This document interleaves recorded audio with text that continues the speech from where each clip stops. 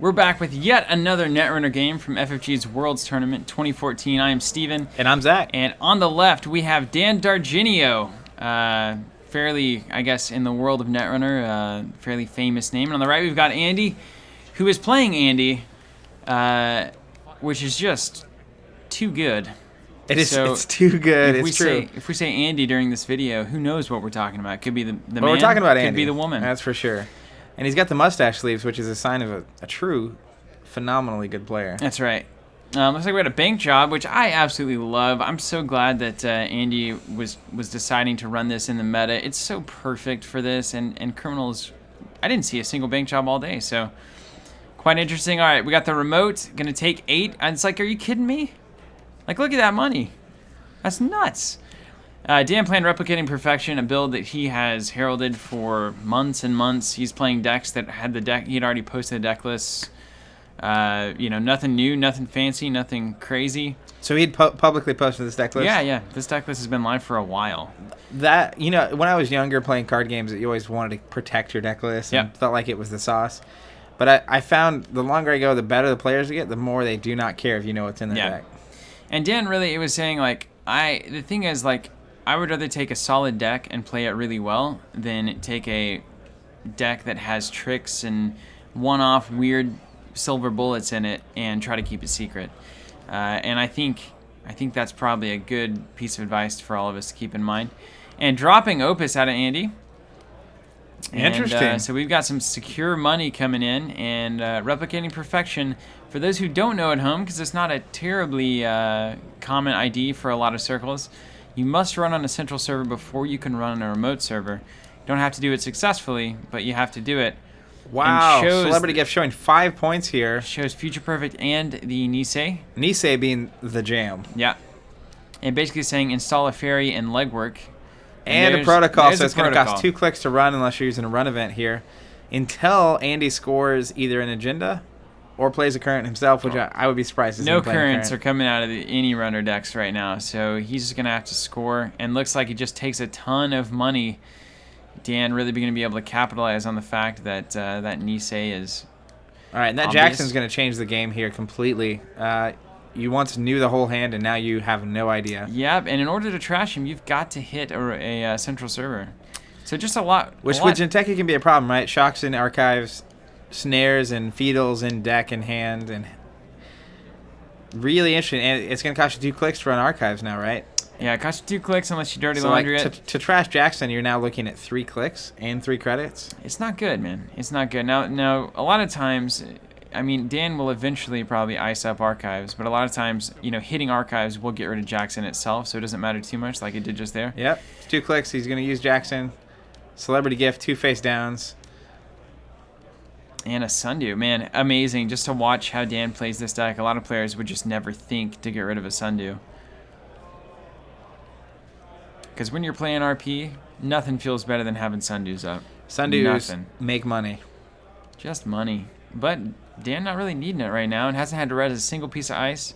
Celebrity Gift early certainly helps. I know that Dan always talks about that being a pretty critical part of this game. Getting those gifts early in RP is pretty essential. And this is the kind of deck that just kind of meanders a little bit during the early game, loses some points sometimes, maybe a Future Perfect bluff every now and again.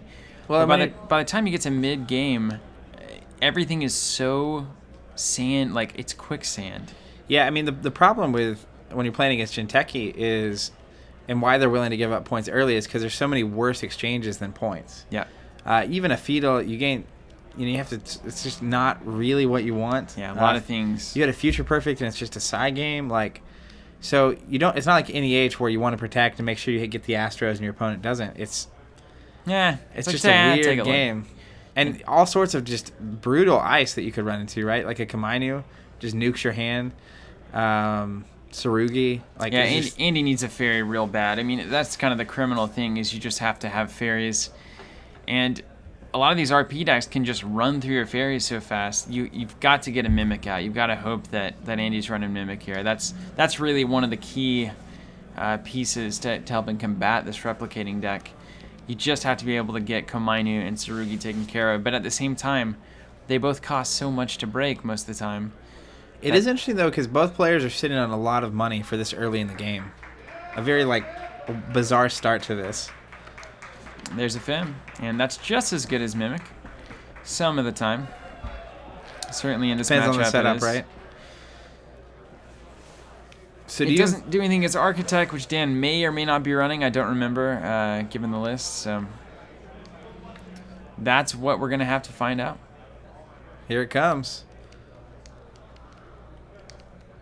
Yeah, hard to just drop it blind here. Could be a pup. Yes, indeed. But I think more important than what you're putting the token on, which is important, right? Gonna grab the hand. We saw some agendas earlier. We've seen Jackson since. I don't know there's agendas left. But I think more than anything is the ability to break those stupid little sentries that Jinteki has that can just eat you. Yeah, absolutely.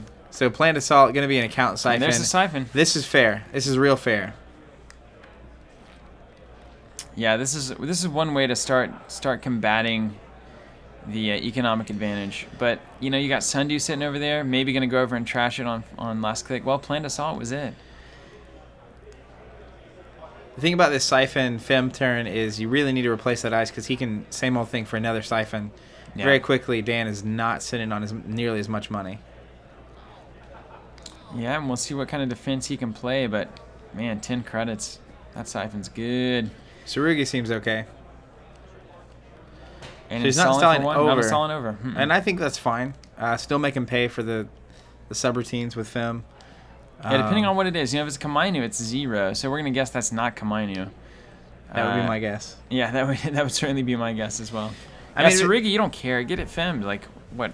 Yeah, you want to pay 4? It's the same. It's the same thing to break it with Fem anyway, so not a big deal. All right, so Fem and Opus really is a good start to combating replicating here. 2 and 3 because of that dang old enhanced login protocol. Gonna be an Eli, so you can't click through it because you had to spend 2. Classic piece of ice in this deck. Running the Sundew. Last is going to be the Sundew. There's the wraparound. An interesting splash in replicating. I love that Dan's splashing wraparound. This is a really interesting call. I would be, thinking about wraparound coming into this tournament, everyone's going to be playing wraparound. Everyone's playing NEH. Everyone's going to be running Corroder and all that. So what's the point? The point is gear check. It's replicating. What do you have to install to break a barrier? There's probably 3 barriers in this deck, and it's 3 wraparounds. Yeah, and Eli's a barrier too, right? Yeah. But I mean, still, it's clicks, really. Yeah, but now you have to spend the credits in the card on a barrier breaker, which if most Jinteki barriers aren't so good. Yeah, this is, I guess, Eli and wraparound's the only barriers in the deck here, and I just love that because you can't burn it down like a wall of static or something. You just deal with parasites. But wraparound, no way. You've just got to spend so much time dealing with it. It's such a good play. Really just love it. Resonant Pup. There's a pup. Breaking with Fem. Paying 2, either breaking or not breaking, doesn't much matter. Breaking, trashing Sundew. And Sundew, you just got to get rid of it. There's no question. I think we just saw a Future Perfect there. Interns for Sundew. Bummer. That's so brutal. Interns is really good in this deck. Man. Dan decided to start running the good cards for this tournament, right? Interns is something I haven't seen very often, but yeah, you saw it in there were some old NBN decks that were recurring Sands with it, but didn't see it too much outside of that. And it looks like a bunch of drawn from Andy over here, digging for something. And that, the issue you get into, and Opus really helps with this, is that once you draw a card, it's like I can't spend a turn running now. It's like 2 clicks to initiate the first run, and then maybe try to get that remote out there. What time do I have to build my rig? What time do I have to get myself set up? And that's what this deck is all about. A lot of players referring to this as click compression, right? It's compressing you way more than you ever want to be, trying to get you to do 20,000 things with 5 clicks, 4 clicks. How phenomenal there. Celebrity Gift there. You're showing a Future Perfect, and you're sitting on that much money. There's no good agendas to steal in this deck. Yeah, and that's what this, like you were saying, this replicating, it's not replicating. It is replicating. It is replicating. Just so taxing all around. Look at it. It's already a slog. I mean, look at it. You just feel it slowing down. It's like once you get them in a headlock, they just can't get out, right? It's really tough. Just building man. that up, and It's it's really like, tough. You've got to spend like a turn on Opus just to run next turn. Turn looks on like Opus. he's letting him into the hand. Could be the future perfect. Nope. Looks like it's gonna be a toll booth. Another splash in the stack. A very taxing splash. Yeah, and really just not want to show that HQ ice, which is totally fair. There's future perfect. Playing them side games. What do you bid here if you're either player? And Dan's a wild man. He's good at side games. He's fond of 2. Certainly with the Corp having so much money, you think, well, they're going to bid 2, but then you probably bid 0 as the Corp. Bids 1. 1 to 0 look like? Yep. Yep. Gonna keep it. How often you want to go in and play that game? You can't go in again. I mean, that's 1 in 5 to play a side game is crazy anyway. Try to get rid of that Sunday. We'll see if he can. Tsurugi. Yeah. That's so taxing. Ah, it's good. It's going to pay 4 for the Fem and then the old wraparound and trash the Sunday. Yeah, and having an Opus out really changes what you're willing to spend your money on here. I mean, look at how much turn was spent, to get a Sundew off the board. Like, nothing changed except spending a bunch of money getting Sundew Well, off the board. Dan has a Tsurugi rezzed, and the Sundew's gone. That's what changed. Yep. And his opponent has way less money. Yeah, I don't really, running HQ there for a shot at future player. I mean, you kind of have to. You got to get points. I mean, if you take a shot at snapping the 3 points, right, and then you also can go trash Sundew. Yeah. So that's a solid play. Not awful. All right, so now we have a remote active. This gets interesting. Only 2 money. It's like replicating will get into situations where you literally just, no matter what you do, you can't get enough money to get into its remote, and it knows it. And this is probably one of those, barring a weird, like, Dirty Laundry Archives, Dirty Laundry Remote kind of thing. Looks like he's just gaining 6 from Opus here. Yep. Discarding. This is going to give a scoring window to Dan if that's an agenda. Nope, just to Jackson. Well, and none of theirs are 3-2, thank goodness, unless and I know he's not running like brain trust or medical research, so pretty much anything he advances down there is an agenda. That's just how it goes. Jackson celebrity gift showing future perfect Nisei, Tsurugi, Eli. He's holding that Quandary back in hand, which I think is fair. Not want your opponent to know you have a code gate. Yep. And now we have a Caprice that could go down on anything, remote probably. I could also see a future perfect with a An Ash. Quandary in front of it. Quandary, yeah. Just a Quandary. They have to run their deck, the central first. They come out, you stop them with a Just stonewall them, yeah. a Quandary. Even if they do get in, you're still playing a side game. Okay. It's real bad, man. Yeah. I mean, it's just real bad. This is a more troubling deck than NEH.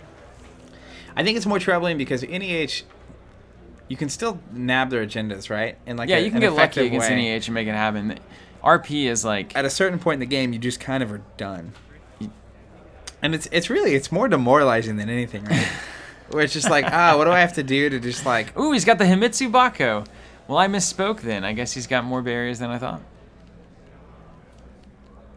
Dan, of course, running this deck. Not as good as it could be. Now, I'll tell you right in the hand here, what you don't want... That's funny. What you don't want, at least from where I'm sitting, I don't want him to just trash that Nisei for 1. I want him to have to play a side game to get rid of that Nisei. Wall of Thorns...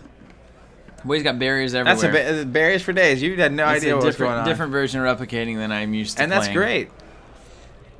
I mean, that server Thorns gets is just so perfect taxing. I mean, Thorns is great. It's like, and then how much do you want to spend on the side game when you finally see my future perfect? See an Eli. I want to see an Nisei there. Yeah, you want it. That's the card you want to see. That's what you want.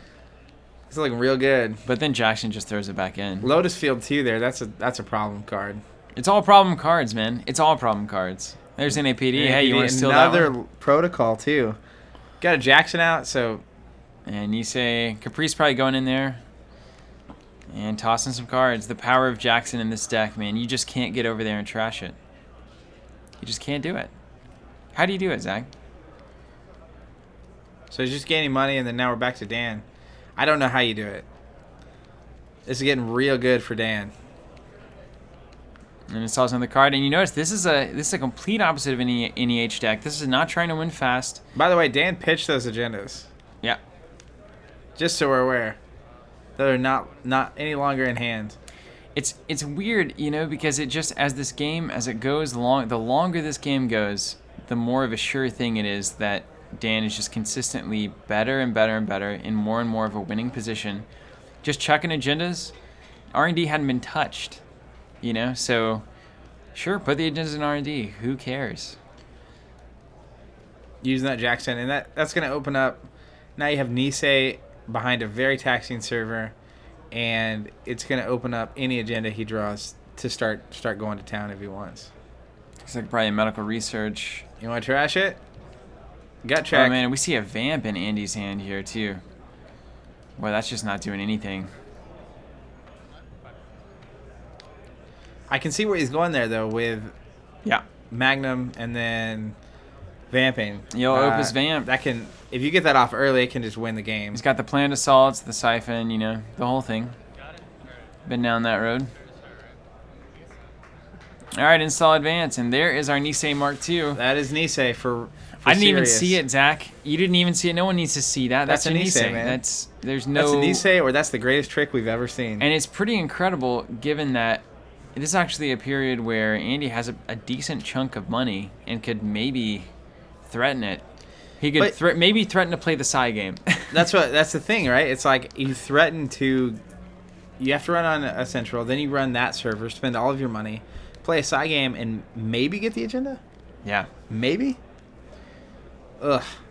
I feel like I'm just going after R&D for days here. I've not found a really consistent way to do it. The wins I've had against replicating are like medium spam or keyhole spam on R&D. So maybe that's something to keep in mind. Keyhole especially, because you don't have to pay the extra click, because it is a card effect. Oh, of course. He used the same old thing to account siphon, but this is going to be just... Told with lose 3. He's going to jack that one out. And now he's got to get a code gate breaker here. I mean, he did make him submit 8, right? Yeah. But Nisei is still coming in for the Kazuki. Did that Wall of Thorns, where's that FIM? Did that FIM get over-installed? I don't remember. Remember he had that face down? He must have installed over it. Either that or that token got knocked off. Or that token got knocked off, and that's a bummer, because that's important. I guess Andy will find out the hard way. So you probably go see that quandary, huh? This is just a bad position. Just gaining money. Yeah, I didn't even check it there. And there's no reason. Once that's scored, the game is over. You're not going to get there. Yeah. It's seriously, I mean, that's like being on 6 with an asterisk count on NEH. It's... Once Nisei gets scored, I don't think I've ever seen in all of my playing Netrunner, I've never personally beaten RP once they've scored that Nisei, or seen it happen. It's crazy. Now Dan's only on 2 credits here. You think Andy's got any multi-access for deck in deck? Like a Maker's Eye or something? Yeah. It'd be nice. Or an R&D interface. Pop. So 6 to go see R&D card. That's such a bad trade, but you gotta do it. For 2 points. NAPD for 2 points. Kill that current. That's the big important deal. part, but there's another one in hand, which is going to be like the most demoralizing thing. Future perfect. Seems okay. Yeah. That protocol is so strong in this deck.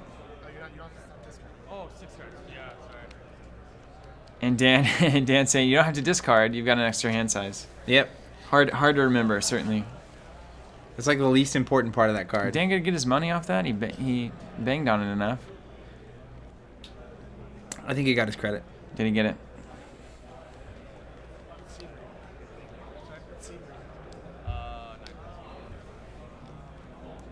All right, so now comes the tricky part of how do I want to get this money? You really just need one turn. Do you put the current back online? I think so. Current gain 2 and then gain in 2, it looks like.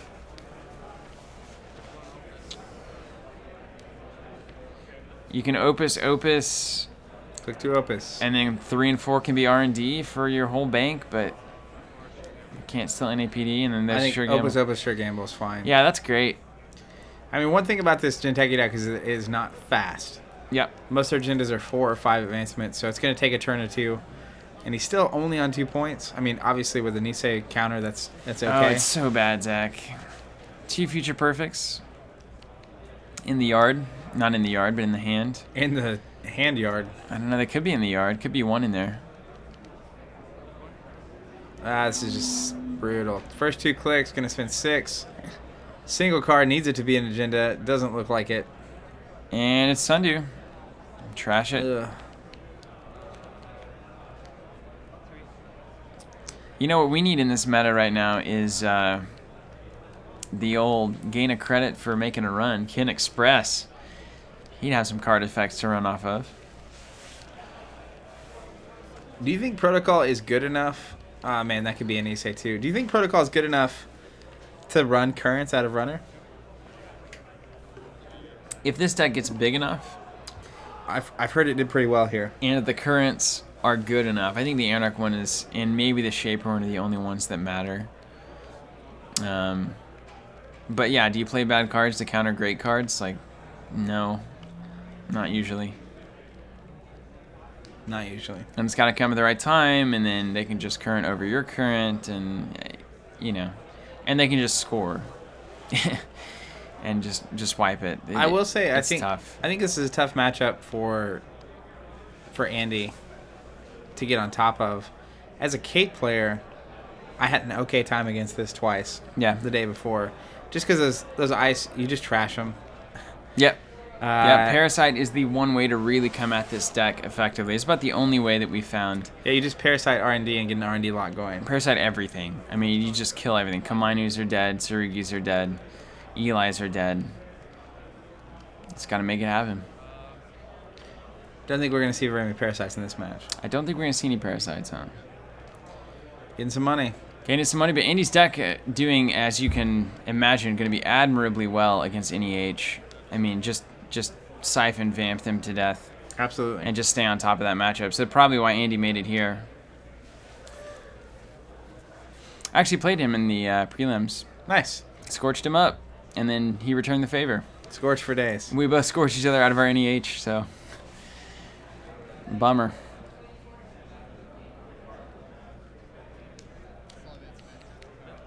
Install advance. We know what that means. There's a future perfect over there. So this, look at this, right? You have to run a central first. It's going to cost you 2 clicks. Then, even if you do run the central, and then you run the future perfect, ends the run. he can just end the run. And you can do this. Listen to this. How wild it is. After the side game. Yeah. Yeah. Yep. So they pay to get all the way in. They play the side game. They win. Then you stop the run. They still have to be able to do it again, which you just can't. And you can't. Yeah. So accessing. Access is Tsurugi. I don't know why I went face down again. Dan, like. I mean, Dan's just in the zone right now. Inside job. Inside job is a way to get down there. Want res? Get the Tsurugi. And I think we got a Nisei coming in. It's Caprice. Man, you got side games for days here. Yeah. Ugh. We have to call her Caprice, by the way, because Nisei is the agenda. And they're both going in the same spot. I like to call it Caprice Nisei. Caprice Nisei. It has a nice ring to it. Flipping over that card finally. Yeah. What a weird moment to bring that up. Yeah, it's like, oh yeah, by the way, this. Bidding 2. They both bid 2. Did they? No, I don't know. Yeah, they did, confused. because Nisei countered it. So you can lose the side game with Nisei, Caprice Nisei, and then use the Nisei counter. Yeah. Oh. And here's the thing. That's even before, as I understand, that's even before you have a chance to trash Caprice. Yeah, that's why it's not trashed right now. Yeah. That makes me want to vomit. Isn't that crazy? Jinteki. That's so Isn't that good. crazy? It's like, it really does. When you look at NEH and you hear people complain about NEH, you're like, what are you talking about?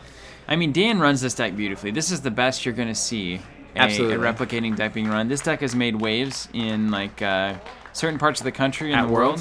But well, even before then, but still it wasn't adopted widely. Even at Gen Con, we didn't see a huge amount of replicating going on. It was all NEH, all NEH. Well, I think NEH is just simpler as a player to play well. Yeah. I think that's people's problem with that is you play it, and you've been playing all these other corps for this whole time, and it just seems way easier to do all the things you've been trying to do anyway. Yeah. But that doesn't make it the best, right? Like, it doesn't make it the hardest to beat, or doesn't mean it's going to have the best matchups that what people are running. And to play this deck well, you have to be able to play the long game, and a lot of players just run into a situation where they might time out or Is that an have other Ash? issues. That's an Ash. Well, Paying 2 to res, and then 3 to trash it, but it looks like not going to get an access. Man. Oh, I've been here, Andy. This is such a bummer. How do you... that Maker's Eye just... money for Dan. That's all you do. At this point, looks like Dan's got another Future Perfect in hand, which is what you want. Celebrity Gift, that is exactly what you want right there. he's just going to pop it, isn't he? Yeah, you just gain 10. At that point, you're just looking for putting an agenda down and see if you challenge your opponent to get in. It's just it's so powerful. It just feels like such control on the corp side. Well, it's anytime you can just show your opponent that you have a 3-point agenda in hand and not give two craps. Yeah. That is power. That is power. Yep. This is really impressive to watch. And Dan's just working it. I just don't know that Andy has an answer here. Like, I don't think there's a way of playing or cards you could possibly have that give you an advantage. I don't know a good line. I have no idea. Don't know a good line. And Andy chucked that emergency shutdown really early, and that is one way to slow the economy of this deck down a little bit, but, is it enough? No. I think fundamentally the big problem here is not having multi-access on R&D. I feel like if Andy had a way to get an R&D lock, consistent multi-access, and just don't even care about the other stuff. Yeah. Just consistently seeing 2 or 3 cards, Dan's got to do something about that instead of just investing all these resources in awesome server with Nisei. And this is just game, right? Is there a mathematical way out of this? Here's the game. I haven't mathed this out. I mean, maybe you hit the pup, spinning 0. You run archives, lose take 2 cards. Then you run the other server. Then you would have to inside job that server again. Hope that he doesn't res, which he would. Win a Psy game. It's impossible, dude. Yeah. There's no way. Yeah, I just don't... You have to win 2 side games, right? Yeah. The math's just not there. Dan's got too much money. I don't... Well, you'd only have to win the one, because once Future Perfect's installed, it's a clean steal. Okay. But so you have to run. You probably have to win 2 just randomly. Yeah, you have to run a central, which is 2 clicks. You then have to run the outside and get through it, and win a side game. Yes. To then be at 3 score 3 points. Yep. That's correct. And we're gonna try. And he's gonna pay 2. I think I'd rather just take the card loss here. Just take the net damage. Yeah, even the Tsurugi damage, you're almost willing to take. Just take all the damage. It just doesn't care anymore. But if that ice in front of Tsurugi, that's a quandary, man. Anything worthwhile. I've never been more sure of that being a quandary in my entire life. If that's quandary, this is game 10 minutes ago. Dan knows that's a quandary. Dan knows that this game is over.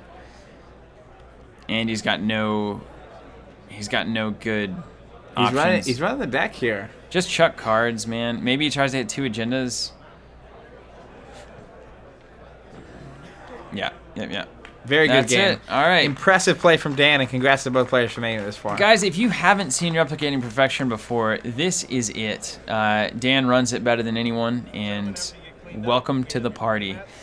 We got more games coming from this Netrunner series from FFG's Worlds 2014. Man, that is cool to watch, by It's the great way. to watch, isn't it? Tough breaks to Andy, but we'll see more from him, I think, later on. Take care, guys. We'll see you then. See you guys.